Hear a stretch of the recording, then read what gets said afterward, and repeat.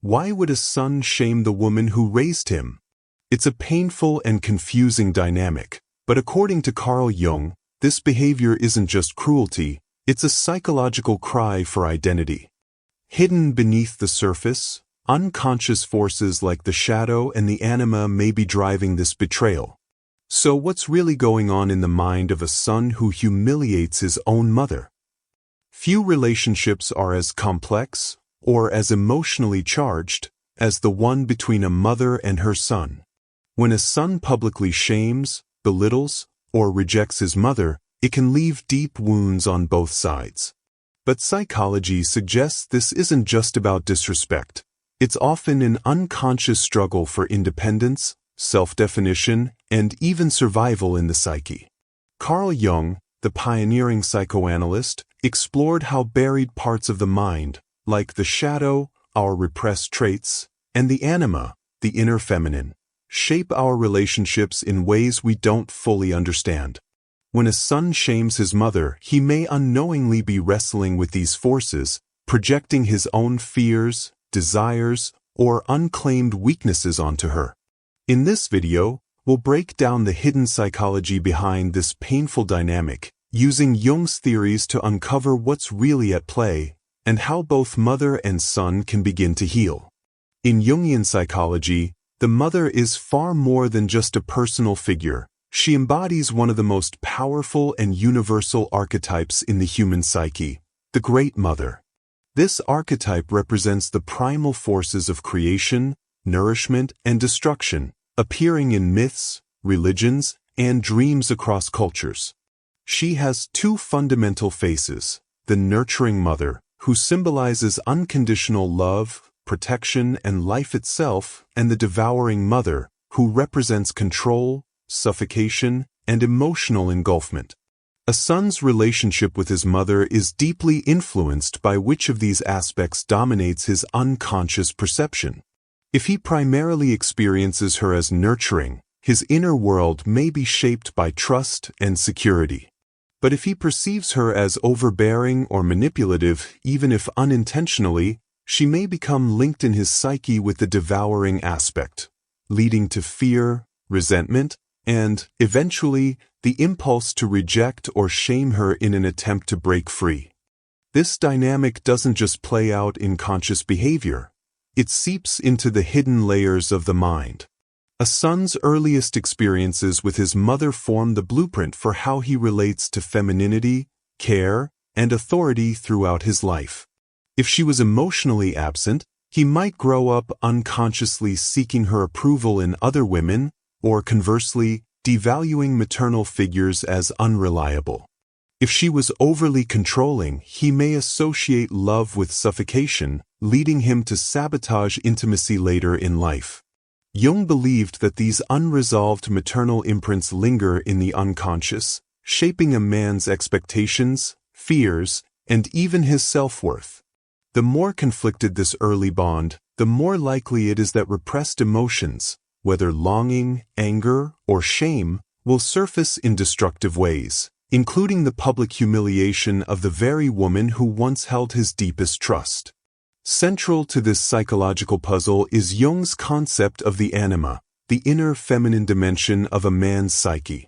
The anima acts as a bridge between the conscious mind and the unconscious, influencing how a man relates to women, creativity, and his own emotions. Crucially, the anima is initially formed through the mother. She is its first living embodiment. If a son idealizes his mother, his anima may become an unrealistic fantasy of purity and devotion, setting him up for disappointment in real relationships. If he resents her, his anima may take on a negative, manipulative quality, causing him to distrust or devalue women. And if he feels suffocated by her, he may unconsciously shame her as a way of rejecting the anima's influence altogether, an act of psychological self-defense that backfires, leaving him emotionally stunted. The process of individuation, Jung's term for becoming a whole, self-realized individual, requires a man to confront and integrate these unconscious influences. If he fails to do so, he remains trapped in a childlike dynamic with his mother, even if she is no longer physically present in his life.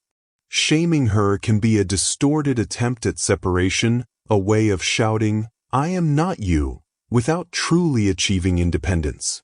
Until he acknowledges how deeply she lives within him, both as a personal memory and as an archetypal force, he will continue to act out this unresolved conflict, whether through passive aggression, emotional withdrawal, or outright humiliation.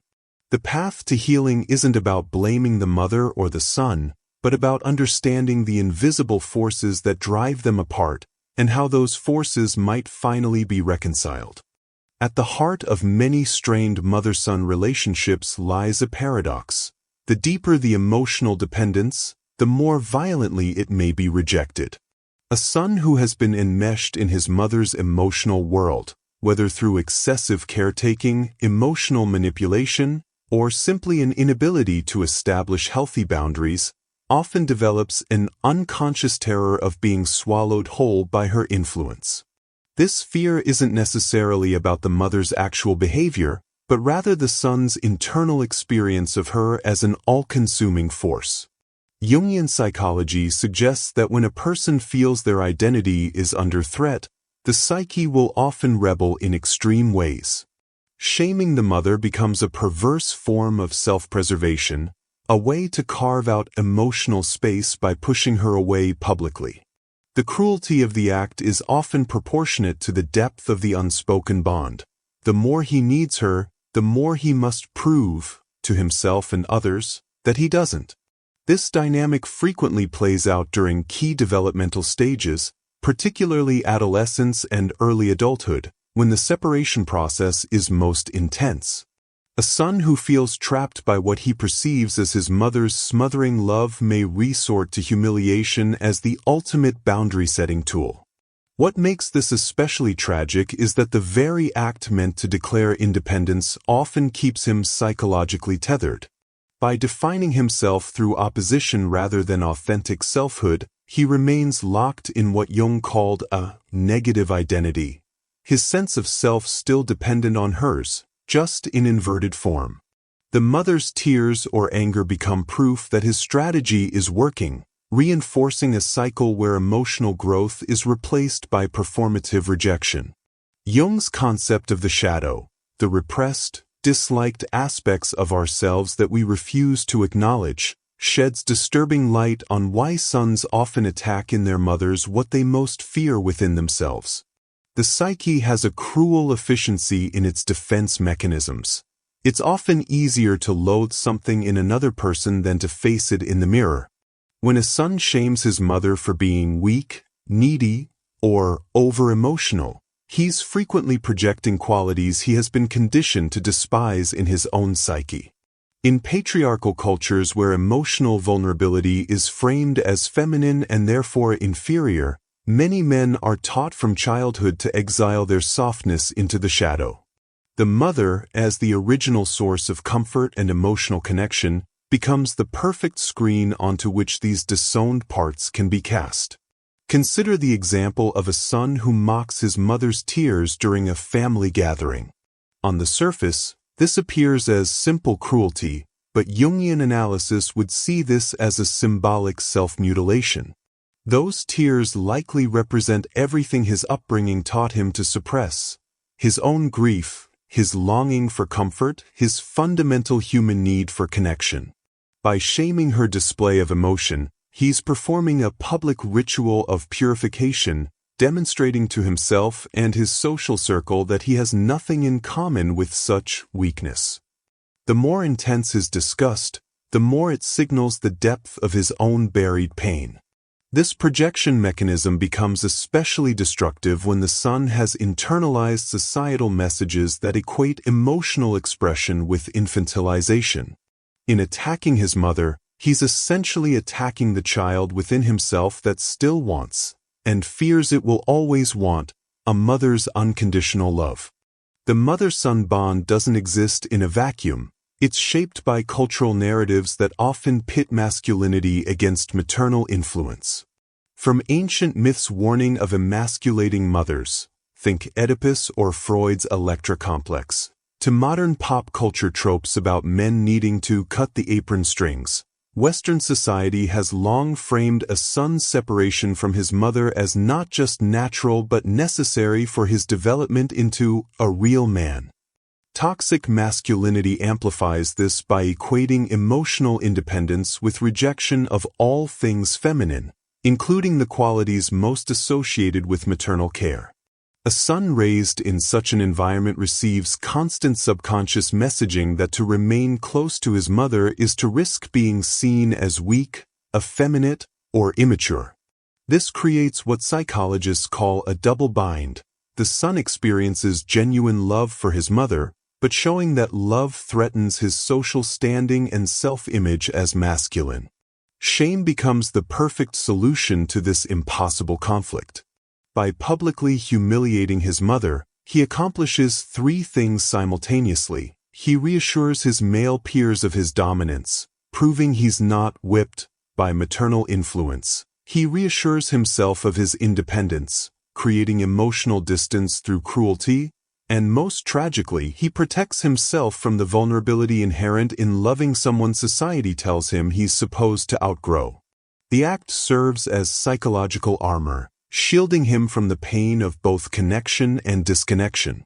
Modern research on male development shows that men who internalize these rigid gender norms often experience increased hostility toward maternal figures precisely during life stages, like becoming a father himself, when the unconscious need for maternal support is greatest but the social pressure to appear self-sufficient peaks. Jung's theory of individuation, the lifelong process of becoming an integrated, authentic self, helps explain why shaming often peaks during transitional phases in a man's life. Individuation requires separating from the parental imagos, the psychological representations of mother and father that live in our unconscious. For sons enmeshed with their mothers, this separation feels dangerously like self-annihilation. If he's not her son, who is he? The psyche's solution is often to make the rupture so dramatic, so unquestionable, that there can be no going back. Public shaming serves this purpose perfectly. It burns bridges in a way private conflict never could. What makes this particularly tragic is that true individuation doesn't require rejection. It requires integration. The healthy path would be to acknowledge maternal influence while gradually claiming autonomy, allowing the mother-son relationship to evolve into something more reciprocal between adults. But when cultural scripts equate maturity with rebellion and psychological literacy is lacking, shame becomes a crude tool for self-differentiation. A son may attack his mother's values, appearance, or life choices not because he genuinely disagrees with them, but because they represent the psychological womb he's trying to escape. Jung warned that until we make the unconscious conscious, it will direct our lives while we call it fate. In this light, a son's shaming behavior is less a conscious choice than a symptom of his unconscious desperation to be free, even if that freedom comes at the cost of severing his most fundamental human connection. The painful irony is that in these cases, the son remains psychologically bound to his mother far longer than if he had found healthier ways to separate.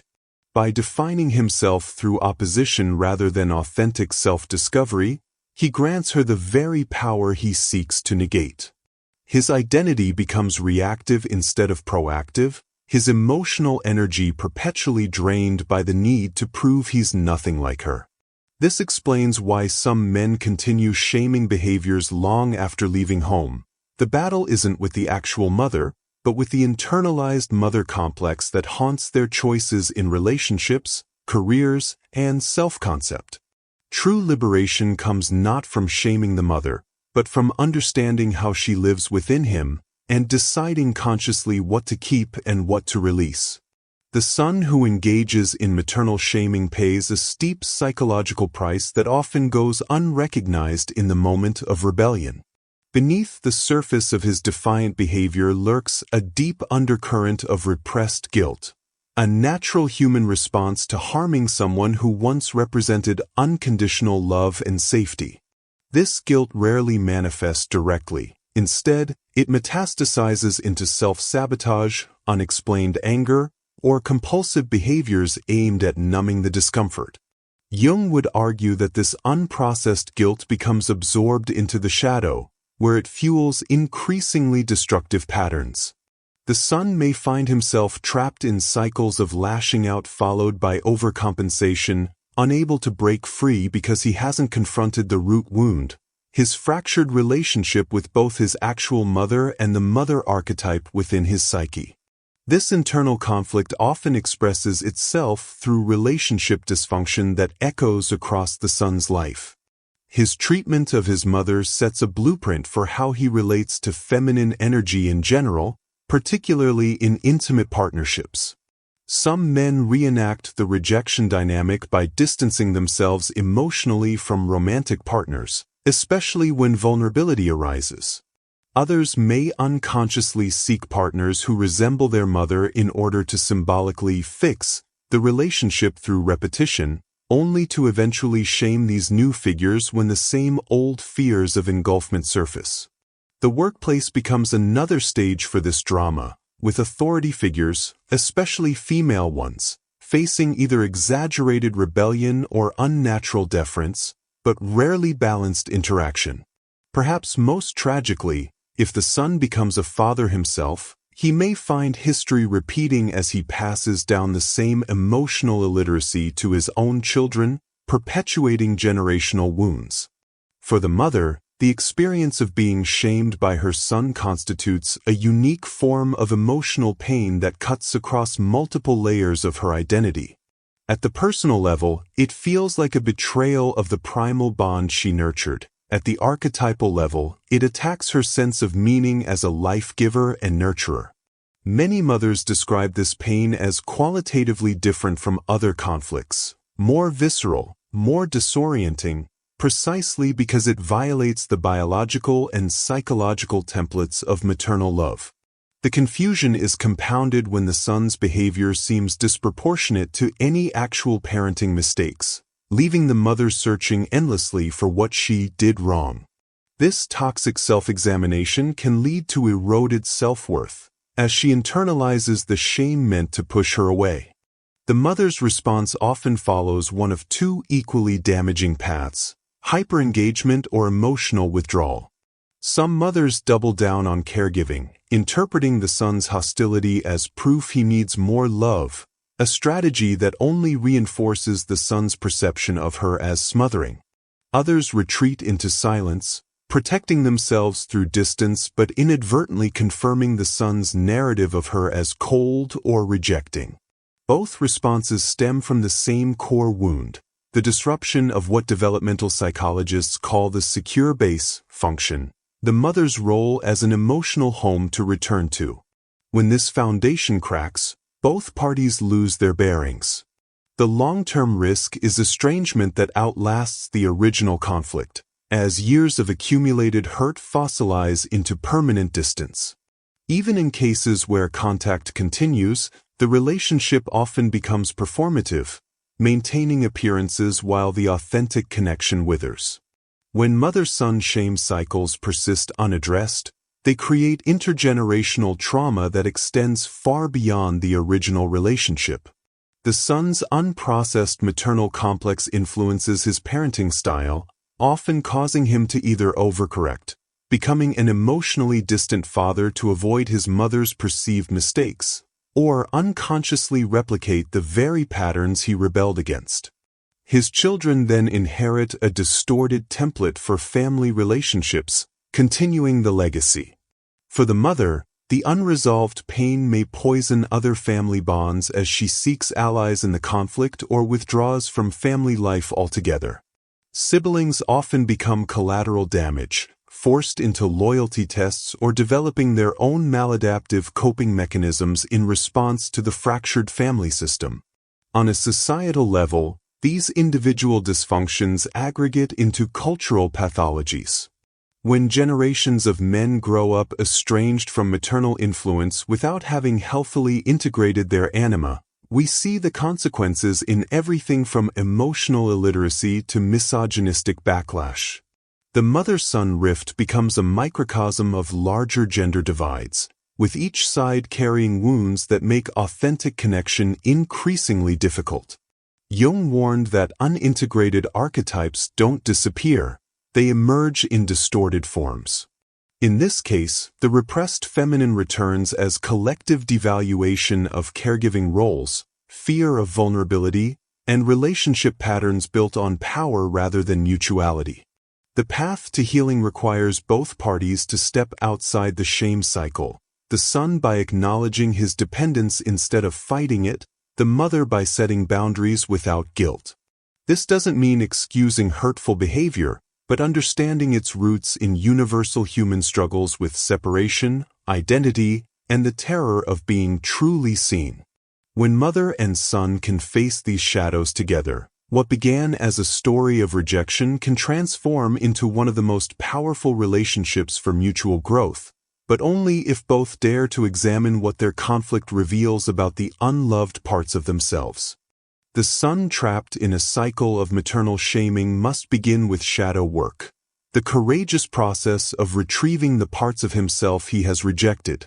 Every cruel remark, every act of humiliation toward his mother carries clues about what he has exiled within himself. If he mocks her vulnerability, he likely fears his own. If he scorns her emotions, he has probably severed connection with his own inner life. Shadow integration starts with simple but profound questions. What traits in my mother trigger me most?